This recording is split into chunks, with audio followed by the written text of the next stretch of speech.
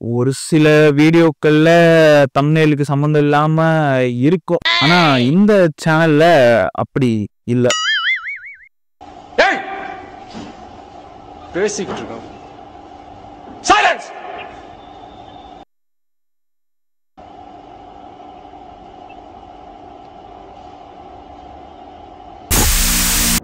வணக்கம். இந்த வீடியோவில் நம்ம எதை பற்றி பார்க்க போகிறோம்னா பொக்கிரியோட ஏஜிங் ஃபேக்டரை பற்றி தான் பார்க்க போகிறோம். ஜென்ரலாகவே இன்டர்நெட்டில் நீங்கள் வந்து ரோஸ்ட் அப்படின்னு போட்டிங்கன்னா அது ரோஸ்ட்டோ இல்லையோ என்ன டேஸ்ட்டில் இருக்குன்னா பார்க்க முடியாங்க. பட் ரோஸ்ட் அப்படின்னு போட்டிங்கன்னா நிறைய ட்ராக்ஷன் வருதுங்கிறதுக்காக நிறைய ரோஸ்ட்டுகள் நீங்கள் வந்து யூடியூப்பில் பார்க்க முடியும். அந்த ரோஸ்ட்லாம் எப்படி இருக்குன்னா அந்த ஒர்க் அண்டர்மைன் பண்ணுற மாதிரி இருக்கும். Because every movie is a product of its time. நீங்கள் அதை புரிஞ்சுக்காம இப்போ உட்காந்து அதை திட்டுறதுல வந்து என்ன லாஜிக் இருக்குன்னு எனக்கு தெரியல. அசல் கூட சொன்ன மாதிரி ஹேட்டை பரப்புறதான் இன்டர்நெட் கலாச்சாரமாகவே இருக்குது. ஸோ அதே டைமில் இந்த வீடியோட கான்செப்ட் என்னன்னா அந்த படம் எப்படி ஏஜா இருக்கு அப்படின்னு சொல்லிட்டு நம்ம பார்க்க போறோம். ஏஜிங் லைக் ஃபைன் நோயின் அப்படின்னு சொல்லுவாங்க. என்னன்னா எப்பவுமே கெடாது, எவ்வளவு நாள் கழிச்சு வேணா குடிக்கலாம். ஆனா அதை குடிச்சீங்கன்னா நீங்க தான் கெட்டு போயிருவீங்கன்னு நினைக்கிறேன். ஜோக் இல்லையா? இந்த படம் வந்து இப்போவும் இட் ஒர்க்ஸ் வெல். ஒரு நல்ல என்டர்டெய்னிங்கான படமா தான் இருக்கும் போக்கிரி. பட் எந்தெந்த போர்ஷன்லாம் கொஞ்சம் டேட்டடா இருக்கு, எந்தெந்த போர்ஷன்லாம் இன்னமும் நல்லா ஒர்க் ஆகுது அப்படின்னு சொல்லிட்டு நம்ம ஒரு சின்ன அலசல் பண்ணலாம்னு நினைக்கிறேன். ஸோ இந்த மூவியோட பேக் ஸ்டோரி என்னன்னு பாத்தீங்கன்னா பிரபுதேவா மாஸ்டர் அவர் தமிழ்ல டைரக்ட் பண்ண லாஸ்ட் நல்ல படம் இதான்னு நினைக்கிறேன். இதே பார்த்து எடுத்துட்டு போய் ஹிந்தியில சல்லுபாய் வச்சு பண்ணி அங்க பயங்கரம் ஃபேமஸ் ஆகி அங்க கொஞ்ச நாள் சுத்திட்டு இருந்தாப்ல. இப்போ அங்கேயும் மார்க்கெட் போய் மறுபடியும் நடிக்க வந்துட்டாப்ல. இந்த படம் வந்த டைம் இந்த பீரியட்ல தான் விஜய்க்கு போக்கிரி வந்துச்சு, அஜித்துக்கு பில்லா வந்துச்சு. ரெண்டுமே கெரியர்ல மைல் ஸ்டோனான படங்கள். ஸோ இதை டைரக்ட் பண்ண ரெண்டு பேருமே பிரபுதேவா அண்ட் விஷ்ணுவர்தன். அந்த டைம்ல நியூ வேவ் டைரக்டர்ஸா இருந்தாங்க. இப்போ இன்னைக்கு லோகேஷ் கனகராஜ் நெல்சன்லாம் இருக்க மாதிரி அந்த டைம்ல இவங்க தான் நியூ வேவ் டைரக்டர்ஸ். அப்புறம் அதே வேவ் வந்து இவனுங்களே அடிச்சு நீங்கிட்டு போயிடுச்சான்னு எனக்கு தெரியல. ஸோ இது ஒரு ரீமேக் படம். போக்கிரின்ற பேர்ல பூரி ஜெகநாத் டைரக்ட் பண்ண சேம் போக்கிரியோட ரீமேக் தான் இது. ஸோ வாங்க எப்படி இருக்குன்னு உள்ள போய் பார்ப்போம்.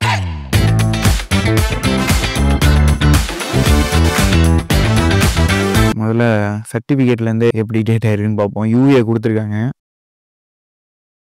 இது இந்த படத்துக்கு தகுந்த சர்டிஃபிகேட் தானான்னு உள்ளே போய் பார்ப்போம் நம்ம. விஜய் ரெஃபரன்ஸ் சாங் ஒரே ஆரம்பிச்சிருக்காங்க போல. இவன் குரு சிட்டிலேயே பெரிய தாதா. ஸ்பிளிட் ஸ்கிரீன் வந்துருச்சு.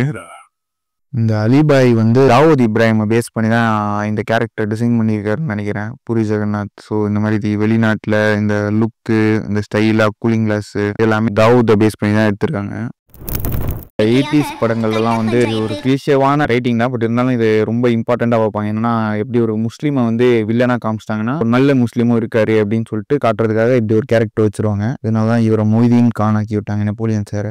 எடிட்டிங் கோலா பாஸ்கர். கோலா பாஸ்கர் யாருன்னா செல்வராகவன் சாரோட ஆஸ்தான எடிட்டர் அவர் தான். சின்ன ஒரு அன்வான்ட் ட்ரிவியா என்னன்னா செல்வராகவன் சார் ஒய்ஃப் டைரக்ட் பண்ண மாலை நேரத்து மயக்கம்னு ஒரு படம் ஒன்று இருக்கும். அந்த படத்தோட ப்ரொடியூசர் கோலா பாஸ்கர் சார் தான். அவரோட பையன் படத்தோட ஹீரோவாக நடிச்சிருப்பாரு. எடிட்டா இந்த படத்தை வந்து எப்படி பேஸ் பண்ணியிருப்பாங்க அப்படின்றதும் செம்ம இன்ட்ரெஸ்டிங்காக இருக்கும். இப்போ இந்த சீக்வன்ஸே பாருங்களேன், பேரலல் கட்டில் காமிச்சிட்டு மாண்டேஜஸ் எல்லாமே செம்ம குயிக் கட்டாக ஒரு மாதிரி ரேம்ப் பண்ணி அந்த போர்ஷன்ஸ்லாம் காட்டிட்டு இருக்காங்க. இங்கே வந்து ராஸ் டிசால்வ் போட்டு இந்த சீக்வன்ஸை ஒபேசிட்டி கம்மி பண்ணி யூஸ் பண்ணியிருக்காங்க. சுட்டுக் கொல்லப்பட்ட புதிய போலீஸ் கமிஷனரின் இந்த தீவிர நடவடிக்கையால் பரவாயில்ல, அதுக்குள்ள அந்த 10 பேரோட ஷாட்டையும் அப்படின்னு ஒரு கட்டு போய் கமிட் ஆயிட்டேனே. ஒரு ஹீரோ பில்டப்பை வந்து எவ்வளோ மேக்ஸிமம் நம்பர் ஆஃப் ஷார்ட்ஸ் போகணும் அப்படிங்கிறது இதெல்லாம் வந்து பிரபுதேவா மாஸ்டருக்கு நல்லாவே தெரியும். ஏன்னா அவரோட சாங் கொரியோகிராஃப் பண்ணுறப்ப வந்து நீங்கள் பார்த்துருப்பீங்க எவ்வளோ மேக்ஸிமம் நம்பர் ஆஃப் கட்ஸ் எல்லாம் அந்த விஜயகாந்த் சாங்கில் நீங்கள் பார்த்துருப்பீங்க. ஸோ இந்த மாதிரி ஒரு ஷூட் பண்ணுறப்ப மேக்ஸிமம் ஷார்ட்ஸ் எடுத்து தான் ஷூட் பண்ணியிருக்காரு. இன்னொரு ரீசன் கொரியோகிராஃபர்ஸ், ஸ்டண்ட் மாஸ்டர்ஸ் இவங்கலாம் வந்து ஈஸியாக டேரக்டர்ஸ் ஆகிறதுக்கான ரீசன் என்னன்னா, நீங்கள் ஒரு சாங் சீக்வன்ஸ் பார்க்குறீங்க இல்லைனா ஃபைட் சீன் பார்க்குறீங்கன்னா அந்த சீன்லாம் கொரியோகிராஃபின்னு போட்டு இவங்க வெறும் டான்ஸ் மூவ் மட்டும் சொல்லிக் கொடுக்க மாட்டாங்க. அந்த சீன் அந்த சாங்கே இவங்க தான் வந்து டைரக்ட் பண்ணுவாங்க இந்த சென்ஸ் அவங்க என்ன காஸ்டியூம் போட்டிருக்கணும், பேக்ரவுண்ட்ல என்ன மாதிரியான ப்ராப்பர்ட்டிஸ் இருக்கணும், என்ன மாதிரி ஷார்ட்ஸ் வைக்கணும், என்ன மாதிரி ஆங்கிள் இருக்கணும், என்ன மாதிரி லைட்ஸ் வரணும், எவ்வளவு கட்ஸ் போங்க, எடிட்டிங் டேபிள்ல கூட இவங்க உட்காருவாங்க. அந்த அளவுக்கு இருக்கும். இதனால டைரக்ஷன்றது இவங்களுக்கு வந்து கொஞ்சம் ஈஸியாவே இருக்கும். அதனாலதான் ஸ்டார்ஸும் இவங்க நம்பி படங்கள் கொடுப்பாங்க. இன்னைக்கு அடிக்கிற ப்ளீஸ்ரா, நீ அடிச்சா பீஸ் மாச்சு.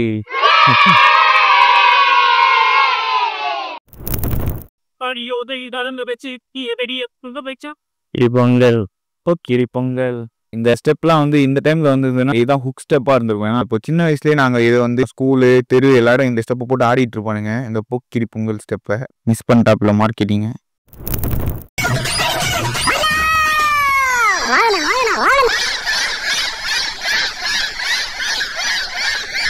இதெல்லாம் நான் வந்து சின்ன வயசுல இருந்து செம்ம ஷாக் ஆயிடும். இங்க எதுக்கு பிரபுதேவா வந்தாரு அப்படின்னு சொல்லிட்டு, இவரு ஹீரோ இல்லையே அப்படின்ற மாதிரி யோசிச்சுட்டு இருப்பேன். அதுக்கப்புறம் அடுத்தடுத்த பாட்டுல ஏன் பிரபு வரலான்னு வர யோசிச்சுட்டு இருப்பேன். ஏன் இந்த படத்துல மட்டும் வந்தாரு, அடுத்த படத்துல ஏன் வரமாட்டாரு. அப்புறம் இதுக்கு முன்னாடி லாரன்ஸ் இந்த மாதிரி தான் ஒரு சாங்ல தாம் தக்க தீம் தக்க அந்த மாதிரி வருவாரு. அதனால விஜய் படம்னால இந்த ஒரு போனஸ் வேற இருக்கும். எக்ஸ்ட்ரா சூப்பர் டான்ஸ் மாஸ்டர்ஸ் எல்லாம் கூட வந்து ஆடிட்டு இருப்பாங்க. இந்த சாங்ல மொத்தம் 3 பர்பஸ். ஒன்னு வந்து செலிப்ரேஷன், ஃபேன்ஸ் செலிப்ரேஷனுக்கு ஒரு டான்ஸ், அப்புறம் ஹீரோட கேரக்டர் எஸ்டாப்ளிஷ் அவர் என்னெல்லாம் பண்ணுவாரு அப்படின்றதுக்கு குட்டி குட்டி மாண்டேஜஸ், அதுக்கப்புறம் கருத்துக்களும் பொதுமக்களுக்காக சொல்லிட்டு கண்ணீரில் மிதக்கின்ற கட்டு மரம், வெயில்காலத்தில் குடிசையெல்லாம் அணையாமல் எரிகின்ற காட்டு மரம், சேரி எல்லா ஊருக்குள்ள பறக்க வேணும் பெறப்புள்ள, பட்டதெல்லாம் எடுத்து சொல்ல பட்ட படிப்பு தேவையில்லை, தீபந்தம் எடுத்து தீண்டாமை கொளுத்து, இதுதான் என் கருத்து. கபிலன் தான் இந்த சாங் லிரிக்ஸ் எழுதியிருக்காருன்னு நினைக்கிறேன். இந்த மாதிரி ஒரு மாஸ் ஹீரோவோட படத்துல வந்து ஏரி இல்லா ஊருக்குள்ள பிறக்க வேணும் நம்ம பிள்ளை, அப்புறம் தீப்பந்தம் எடுத்து தீண்டாமை குளுத்து, இது மாதிரி சமூகத்துக்கு தேவையான கருத்துக்கள்லாம் சொல்லியிருக்காரு. அதுவும் அண்ணா இப்போ பாலிடிக்ஸ் வேற வந்திருக்காரு. இதை எதுக்கு சொல்றேன்னா அதுக்கு சொல்றேன். But really hats off mainstream படத்துல இது மாதிரி கருத்துக்களை வைக்கிறதுக்கு. கலந்து வச்சு விடிய விடிய விருந்து வச்சா போக்கிரி பொங்கல், போக்கிரி பொங்கல், இடுப்பியல் ஓடிச்சு வச்சு அடுத்து நாம எறிய வச்சா போக்கிரி பொங்கல். இந்த போர்ஷன் தான் எனக்கு வந்து ரொம்ப ஒரு மாதிரி அம்யூசிங்கா பட்டுச்சு. என்னன்னா ஃபைட்டு போட்டு அடிக்கிறாப்புல அடிச்சுட்டு அப்படியே அப்படியே போட்டு டான்ஸ் வேற ஒரு ஸ்டெப் ஆடிச்சு, அடிச்சுட்டு உடனே ஸ்டெப்பு போட்டுக்கோ அடிவாகிறேன் எப்படி இருக்கு, எதுக்கு என்ன ஆடிட்டு இருக்காருங்க அடிக்க வந்துட்டு அப்படின்னு யோசிச்சுட்டு வாங்க. ஹீரோயின் இன்ட்ரொடக்ஷன் வந்துருச்சு. இவங்க சம்பந்தமா எனக்கு சொல்ல வேண்டிய விஷயங்கள் சிலது இருக்கு. நான் அதை வந்து அப்புறமா சொல்றேன்.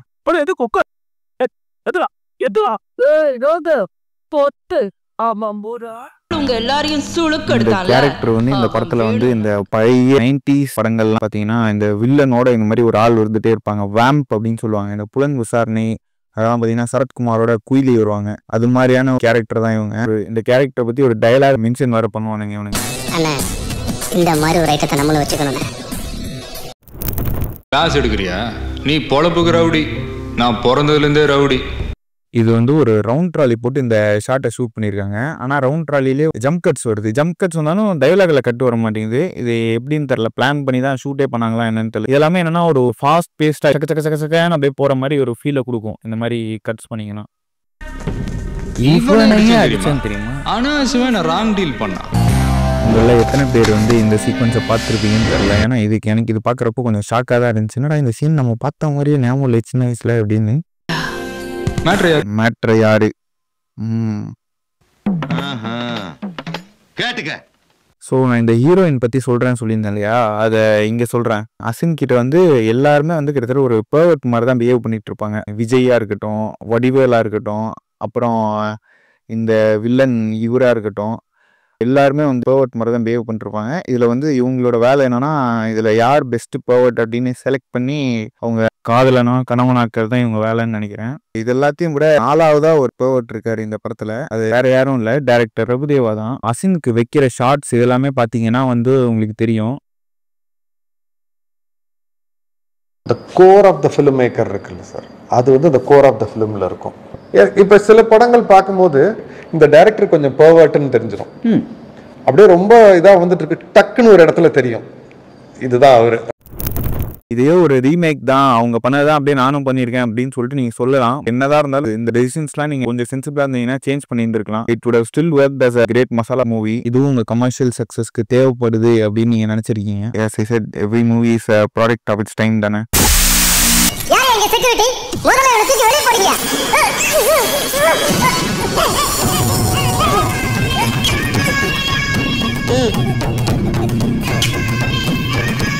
இப்போ 2 பேரும் போலீஸ் ஸ்டேஷன் போலாம். நீ ஏன் மேல கம்ப்ளைண்ட் கொடு, நான் அவன் மேல கம்ப்ளைண்ட் கொடுக்குறேன். அப்புறம் வந்து ட்ரீட்மெண்ட் பண்ணிக்கலாம். அப்பெல்லாம் உன்னை விட முடியாது, எங்களுக்குன்னு ஒரு ரூல்ஸ் இருக்குது. நீ வா. Doctor treatment first tool second. இப்போ இந்த டாக்டர் சீன் பார்த்தீங்கன்னா this is what classical commercial cinema writing அப்படின்னு சொல்லலாம். இப்போ கமர்ஷியல் படங்கள்ல இந்த லாஜிக்லாம் பார்க்கக்கூடாது. அந்த டேரக்டர்ஸ் வந்து சொல்ற மாதிரி நிறைய இடம் நீங்க பார்த்துருக்கலாம். ஆனால் ஆக்சுவலாக உண்மை என்னன்னா இஃப் த சீன் ஒர்க்ஸ் லாஜிக்லாம் பார்க்க மாட்டாங்க ஆடியன்ஸ். அதுதான் இதுக்கான பிரைம் எக்ஸாம்பிள். இந்த டாக்டர் சீன் என்னன்னா ஒரு பார்க்குறப்போ செம்ம மாசம் இது ஒர்க் ஆகுது. ஸோ அதுக்கு மேலே இதுக்கப்புறம் எப்படி இந்த டாக்டர் சும்மா விட்டாரு, இந்த ஹாஸ்பிட்டல் சும்மா விட்டாங்க அப்படின்ற கேள்விலாம் நமக்கு வராது. அப்படியே அடுத்தடுத்த சீனுக்கு நம்ம போயிடுவோம். இந்த ஃப்ளவர் வாஷ்லேருந்து தண்ணி குடிக்கிற சீன்லாம் நீங்கள் பார்த்தீங்கன்னா இதெல்லாம் ஒரிஜினல் தெலுங்குல இருக்காது. பிரபுதேவா சார் கொரியோகிராஃப் பண்ண சாங்ஸ் எல்லாமே கூட நீங்கள் பார்த்தீங்கன்னா ஃபோர் கிரவுண்டில் லீட் ஆக்டர்ஸ் வந்து ஆடிட்டு இருக்காங்க அப்படின்னா சைடில் இந்த கமெடியனுக்கும் ஏதாச்சும் வேலை வச்சுட்டே இருப்பார். அவர் எலிமெண்ட் ஆஃப் ஃபன் அந்த ஃப்ரேமில் வச்சுக்கிட்டே இருப்பார். இதுக்கான ஒரு எக்ஸாம்பிள் தான் இந்த சீனில் வைக்கிறது. இந்த மொத்த படமே ஒரு டெம்ப்ளேட்டில் தான் நகரும். ஃப்ளோ பார்த்தீங்கன்னா ஒரு காமெடி சீன், அப்புறம் ஒரு வில்லன் சீன், அப்புறம் ஹீரோயின் சீன், அப்புறம் ஒரு ஃபைட் சீன், அப்புறம் ஒரு பாட்டு. அதனால தான் இப்போ இருக்கிற டைமுக்கு இன்ஸ்டாகிராம் ஜெனரேஷனுக்கு இந்த ஃபார்மேட் செட் ஆகாது. அவர் commercial films have become even more sharper. ஒரே ஸ்டோரியை ஃபோக்கஸ்டாக கொஞ்சம் நரேட்டிவ் நகர ஆரம்பிச்சிருச்சு ஆஃப்டர் லோகேஷ் கனகராஜ் கைதி. ஏன்னா அவர் தான் வந்து அதை ஆரம்பிச்சு வச்சார். Is a trend setter for such action films and I'm very happy that he's getting to direct all the big stars also. அவரோட விஷன் ஆக்ஷன் ஃபிலிம்ஸை நான் ரொம்பவே எதிர்பார்த்து காத்துட்டு இருக்கேன்.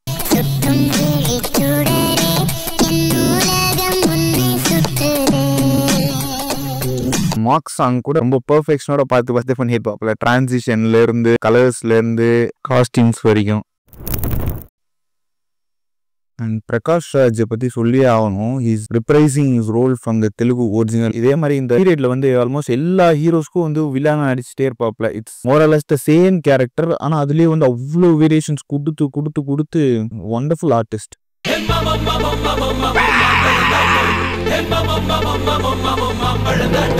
மல்கோவா மாம்பழம் இந்த சாங்ல வந்து ஒரு செம்ம இன்ட்ரெஸ்டிங்கான ஒரு மேட்டர் ஒன்று பண்ணியிருப்பாப்ல. அந்த சாங்கோட எண்டிங்ல வந்து மிச்ச சாங்கோட லொகேஷன் அண்ட் காஸ்டியூம்ஸ்ல வந்து இவங்க இந்த சாங்கோட எண்ட் பீட்டுக்கு டான்ஸ் ஆடிட்டு இருப்பாங்க. சொல்லு உன் புள்ள யாரு சொல்லு.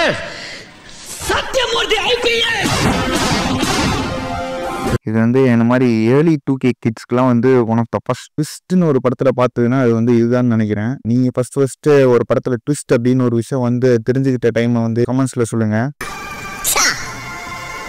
ஐபிஎஸ் ஆபீசர் தெரியாம ஸ்கூல்ல பாம்பு வைக்கிற விஷயத்த சொல்லி இந்த சீக்வன்ஸ் பாத்தீங்கன்னா இந்த படமே வந்து கொஞ்சம் ஃபாஸ்ட் பேஸ்டா இருக்கணும்னு சொல்லிட்டு நிறைய கட்ஸ் போய் ஷார்ட்ஸ் வச்சிருப்பாங்கன்னு சொன்னால. இதுலயும் அந்த மாதிரி ட்ராக் போட்டு ஷூட் பண்ணிருப்பாங்க இவர் பேசுறத. ஆனா ட்ராக்ல வந்து என்னன்னா ஒரு சைட் தான் போயிட்டு இருக்கும்.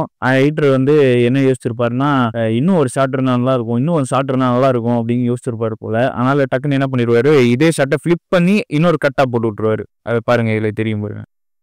ஐபிஎஸ் ஆபீசர் தெரியாம ஸ்கூல்ல பாம்பு வைக்கிற விஷயத்த சொல்லிட்டேன். என்கிட்ட சொல்லிட்டதுனால அவன் செய்ய மாட்டான் அப்படின்னு அவன் நினைப்பான். ஆனா நான் செய்வேன். நான் இல்ல நான் வேற யாராவது செய்வேன். உங்களுக்கு எல்லாம் சீக்கிரம் தெரியும்.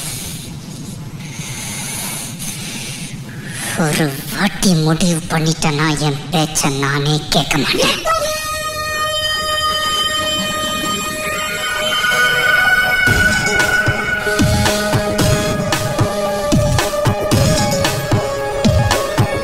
ஸோ அவ்வளோதான் கைஸ், படம் முடிஞ்சிருச்சு. இந்த படத்துல இருந்து என்ன மாதிரியான ஏஜிங் நம்ம கண்டுபிடிச்சிருக்கோம் அப்படின்னு பார்த்தீங்கன்னா பிரபுதேவா வந்து இந்த ப்ராஜெக்டை வந்து செம்மையா டிசைன் பண்ணியிருக்காரு. இது இந்த மாதிரி லுக்ல தான் ஹீரோ இருக்கணும். ஹீரோக்கே வந்து விஜயே வந்து செம்ம புதுசா இருப்பாரு. ஸ்டோன் ஃபேஸ்டா இருக்கும் ரியாக்ஷன்ஸ்லாம். அதெல்லாமே நீங்க வந்து நிறைய பேர் இந்த படம் ரிலீஸ் ஆன டைம்ல என்ன சொன்னாங்கன்னா இது அப்படியே பிரபுதேவா மிமிக் பண்ணி தான் இந்த லுக்கே கிரியேட் பண்ணியிருக்காங்க அப்படின்னு. ஒரு ஹீரோ எப்படி இருக்கணும், எப்படி பிஹேவ் பண்ணணும் அப்படின்றதெல்லாம் செம்மையா டிசைன் பண்ணாரு. ஒரு படமே எப்படி நகரணும் எல்லா வரைக்குமே செம்மையா டிசைன் பண்ணக்கூடிய ஒரு செம்ம திறமையான டேரக்டர் தான் இவரு. பட் பிரபுதேவாக்கெல்லாம் என்ன ப்ராப்ளம் நினைக்கிறேன்னா அவர் வந்து ஸ்கிரிப்ட் அவர் எழுத மாட்டாரு. அவர் கூட ஃப்ரீக்வென்ட் கொலாபரேட்டர்ஸா இருக்கிறது ஏசி முகில், இந்த சாந்தனு வச்சு கண்டேன்னு ஒரு படம் பண்ணாங்க, அந்த டேரக்டர் தான். ஸ்கிரிப்ட் ஒர்க்ல ஃபால்ட்டா என்னன்னு தெரியல, அவர் அப்படியே மொக்க படமா கொடுத்து ஃபேவரட் ஆயிட்டாரு. பட் ஒரு நல்ல ஸ்கிரிப்ட் கிடைச்சிச்சுன்னா பூக்கினி மாதிரி ஒரு செம்ம ஸ்கிரிப்ட் கிடைச்சதுன்னா செம்மையா தூக்கி நிறுத்தி ஒரு மாஸ் மசாலா படம் எடுக்கக்கூடிய ஒரு திறமையான டேரக்டர் தான் பிரபுதேவா மாஸ்டர். செம்மையான பெர்ஃபார்மரும் கூட அவரு. இன்னும் கொஞ்சம் நல்ல படமா செலக்ட் பண்ணி நடிச்சா நல்லா இருக்கும் அப்படின்னு நினைக்கிறேன். How has Pakkiri aged video ending இந்த மாதிரி கடன் உங்களுக்கு பிடிச்சிருந்துச்சுன்னா நான் அடிக்கடி பண்ண பார்க்குறேன். So until then thank you for வாட்சிங். பபாய்.